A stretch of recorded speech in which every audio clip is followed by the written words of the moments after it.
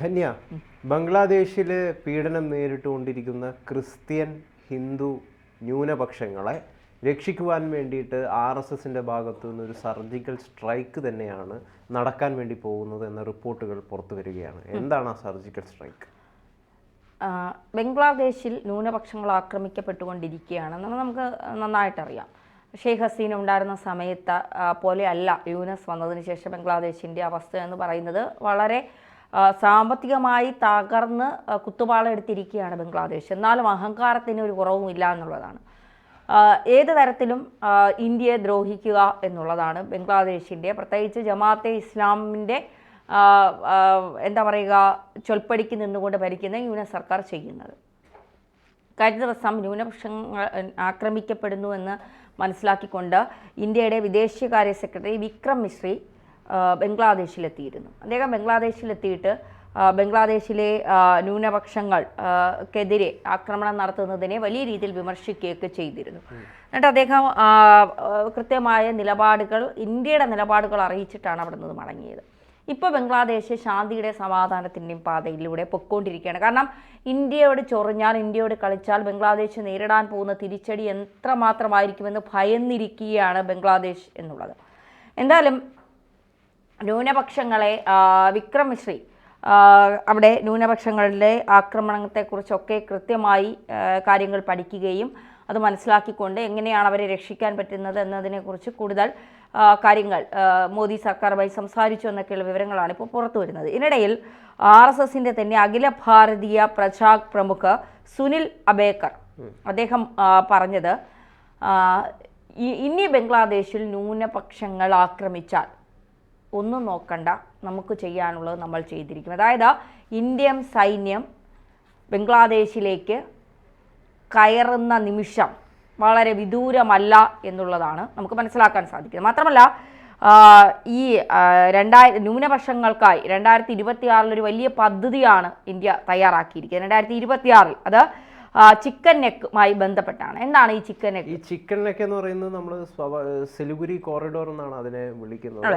അത് വെസ്റ്റ് ബംഗാളിലെ സിക്കിം നഗരത്തിലെ ഒരു ചെറിയൊരു പ്രദേശമാണ്. ഏതാണ്ട് ഒരു 22-24 കിലോമീറ്റർ മാത്രം നിലനിൽക്കുന്ന ഒരു വളരെ മർമ്മപ്രധാനമായിട്ടുള്ള ഒരു ബോർഡറായിട്ട് തന്നെ നമുക്ക് കണക്കാക്കുവാൻ വേണ്ടി സാധിക്കുന്ന, ഇന്ത്യയുടെ മറ്റ് പ്രദേശങ്ങൾ ഈസ്റ്റേൺ സ്റ്റേറ്റ്സുമായിട്ട് കണക്ട് ചെയ്യുന്ന ഒരു പ്രധാനപ്പെട്ട ഒരു ഇടനാഴി എന്ന് ഈ സിലിഗുരി കോറിഡോറിന് അല്ലെങ്കിൽ ചിക്കൻ നെക്കിനെ നമുക്ക് വിശേഷിപ്പിക്കുവാൻ വേണ്ടിയിട്ട് സാധിക്കും. അതായത് ബംഗ്ലാദേശിൽ നിലവിൽ വലിയ രീതിയിലുള്ള പീഡനങ്ങൾ നേരിടുന്ന ക്രിസ്ത്യാനികളെയും ഹിന്ദുക്കളെയും അതോടൊപ്പം തന്നെ മറ്റ് ന്യൂനപക്ഷ വിഭാഗങ്ങളെയൊക്കെ ബംഗ്ലാദേശിൽ നിന്ന് രക്ഷിച്ച് സിലിഗുരി കോറിഡോറിലേക്ക് അവിടത്തേക്ക് മൈഗ്രേറ്റ് ചെയ്യാൻ വേണ്ടിയിട്ട് അല്ലെങ്കിൽ അവിടത്തേക്ക് കൊണ്ടുവരാൻ വേണ്ടിയിട്ടാണ് RSSൻ്റെ ഭാഗത്ത് നിന്ന് ഒരു സംഘടിതമായിട്ടുള്ളൊരു നീക്കം ബംഗ്ലാദേശിൽ നടക്കുന്നത് എന്നാണ് നമുക്ക് മനസ്സിലാക്കാൻ വേണ്ടിയിട്ട് സാധിക്കുന്നത്. അതിന് ഏറ്റവും ആദ്യം ചെയ്യേണ്ടത് ഇവിടെയുള്ള ഹിന്ദുക്കളെ, അതായത് ബംഗ്ലാദേശിൽ നിന്ന് ഈ ഒരു സിലിഗുരി കോറിഡോറിലേക്ക് ചിക്കൻ നെക്കിലേക്കുള്ള ഒരു പ്രോക്സിമിറ്റി അല്ലെങ്കിൽ അവിടത്തേക്ക് എത്തിച്ചേരാൻ പറ്റുന്ന ഒരു സാഹചര്യം എന്ന് പറയുന്നത് വളരെ എളുപ്പത്തിൽ എത്തിച്ചേരാൻ പറ്റും. അതായത് കുറച്ചും കൂടി ഇന്ത്യയുമായിട്ട് കണക്ട് ചെയ്യാൻ പറ്റുന്നത് ഈ സിലിഗുരി കോറിഡോറിലേക്കാണ്. അപ്പം ഈ ന്യൂനപക്ഷങ്ങളെ അവിടെ നിന്ന് ഇവിടത്തേക്ക് എത്തിക്കുക എന്നുള്ള ഒരു നീക്കമാണ്. ആ നീക്കത്തിന്റെ ഭാഗമായിട്ടാണ് ഇപ്പം ചിക്കൻ അടക്കം ചർച്ച ചെയ്യപ്പെടുന്നത്. അതെ, അതായത് ഈ ചിക്കൻ നെക്ക് ഇപ്പോൾ പറഞ്ഞതുപോലെ തന്നെ അതുവഴി നോർത്ത് ഈസ്റ്റിലേക്ക് കടക്കാൻ എളുപ്പമാണ്.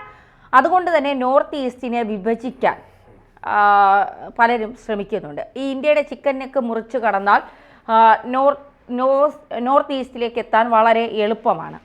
അതാണ് ഈ അമേരിക്കയും ബംഗ്ലാദേശും ഇതിനെ വിഭജിക്കാനാണ്, മുറിക്കാനാണ് അമേരിക്കയും ബംഗ്ലാദേശും ശ്രമിച്ചുകൊണ്ടിരിക്കുന്നത്. കാരണം ഈ ഇസ്ലാമിസ്റ്റുകൾ അടക്കം ഈ ഒരു ചിക്കൻ നെക്കിന്റെ കണ്ണ് വെച്ചിട്ടുണ്ട്. കാരണം ഇന്ത്യയുടെ ഈ മറ്റ് ഭാഗങ്ങൾ, അതായത് നോർത്ത് ഈസ്റ്റേൺ സ്റ്റേറ്റ്സിനെ ഇന്ത്യയിൽ നിന്ന് വിഭജിച്ച് മാറ്റാം എന്നൊരു ലക്ഷ്യത്തിന്റെ പുറത്താണ് ഈ ചിക്കൻ നെക്കിൽ അല്ലെങ്കിൽ ഈ സിലിഗുരി കോറിഡോറിൽ അവരുടെ കണ്ണ് പ്രധാനമായിട്ടും ഉണ്ടായിട്ടുള്ളത്. അതായത് ബംഗ്ലാദേശ് വിഭജനം ഈ ഈസ്റ്റേൺ ബംഗാൾ വെസ്റ്റേൺ ബംഗാൾ എന്നുള്ള രീതിയിൽ മാറിയല്ലോ.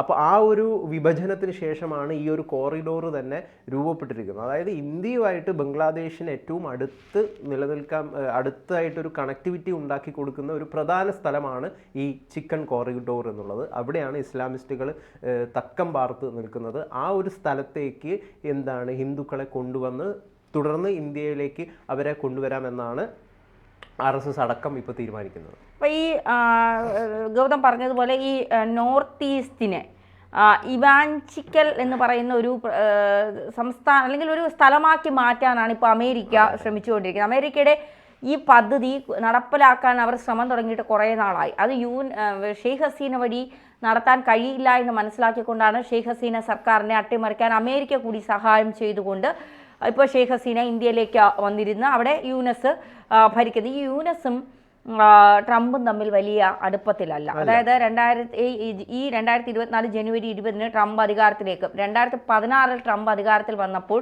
യൂനസ് പറഞ്ഞത് ഗ്രഹണം അമേരിക്കയ്ക്ക് ഗ്രഹണം വരാൻ പോകുന്നു എന്നാണ് പറഞ്ഞത്. അപ്പോൾ ഇവർ തമ്മിലുള്ള ഇരിപ്പ് വശം അത്ര നല്ലതല്ല.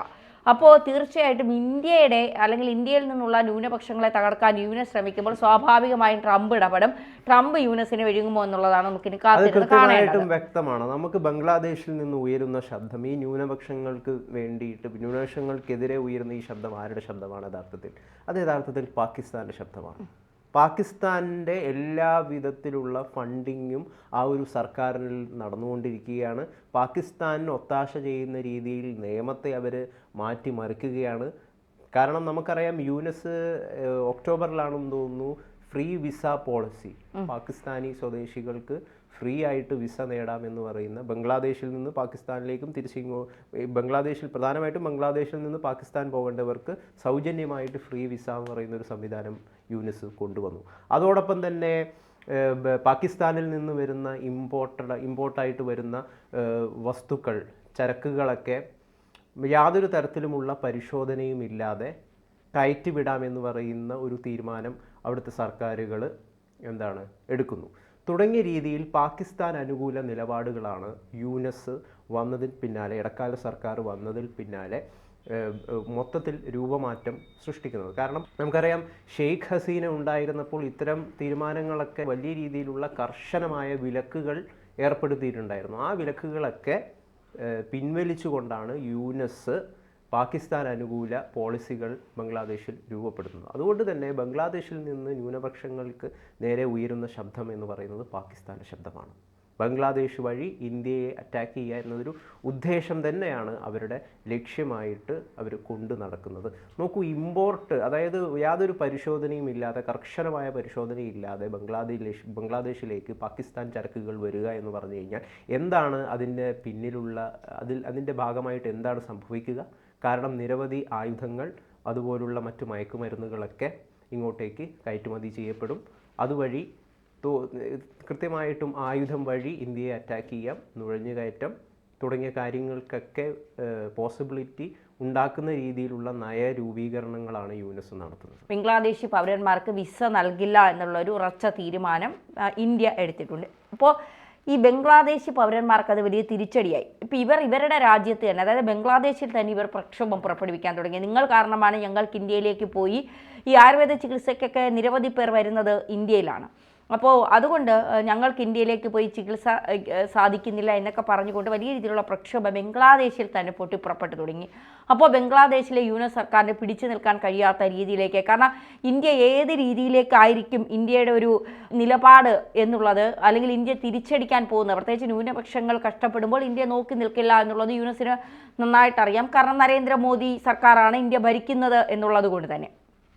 അതുകൊണ്ട് തീർച്ചയായിട്ടും ഈ ട്രംപിൻ്റെ ഒരു വരവും ഇന്ത്യയുടെ ഈ നിലപാടും ഇസ്രായേലും ബെഞ്ചമിൻ നെതന്യാഹു ഒരു സൈഡിലും ഒക്കെ നിൽക്കുമ്പോൾ, നടുക്ക് യൂനസ് നിൽക്കുമ്പോൾ, ഇവർ മൂന്ന് പേരും കൂടി യൂനസിനെ വിഴുങ്ങി തീർക്കുമെന്നുള്ള കാര്യത്തിൽ സംശയം വേണ്ട. കാരണം പ്രത്യേകിച്ച് ബംഗ്ലാദേശിലൊരു സർജിക്കൽ സ്ട്രൈക്ക് ഇന്ത്യ നടത്തിയാൽ അത് താങ്ങാനുള്ള കെൽപ്പ് ബംഗ്ലാദേശിനില്ല എന്ന് ബംഗ്ലാദേശ് ആദ്യം മനസ്സിലാക്കി. പ്രത്യേകിച്ച് RSS ഇടപെട്ട് കഴിഞ്ഞാൽ ബംഗ്ലാദേശിൽ ഒരു സർജിക്കൽ സ്ട്രൈക്ക് ഉണ്ടായാൽ ബംഗ്ലാദേശിനടുത്ത് പിടിച്ചു നിൽക്കാൻ കഴിയില്ല എന്ന് യൂനസിന് മനസ്സിലായി. അവിടുത്തെ ജമാഅത്തെ ഇസ്ലാമിക തീവ്രവാദികൾക്ക് മനസ്സിലായതുകൊണ്ടാണ് അവരിപ്പോൾ ഈ ഒരു നിലപാട് സ്വീകരിച്ചുകൊണ്ട് ശാന്തി സമാധാനവുമായി മുന്നോട്ട് പോകും. എന്ത് തന്നെയായാലും ബംഗ്ലാദേശിലെ ക്രിസ്ത്യാനികൾ അടക്കമുള്ള ന്യൂനപക്ഷങ്ങളെ സംരക്ഷിച്ച് ഇന്ത്യയിലേക്ക് കൊണ്ടുവരിക തന്നെയാണ് വേണ്ടത്. അതിന് RSSന്റെ ഭാഗത്തു നിന്നൊരു വലിയ രീതിയിലുള്ള ഒരു പ്രയത്നം നടക്കുന്നു എന്നത് ശരിക്കും പറഞ്ഞു കഴിഞ്ഞാൽ സ്വാഗതാർഹമായിട്ടുള്ളൊരു കാര്യമാണ്.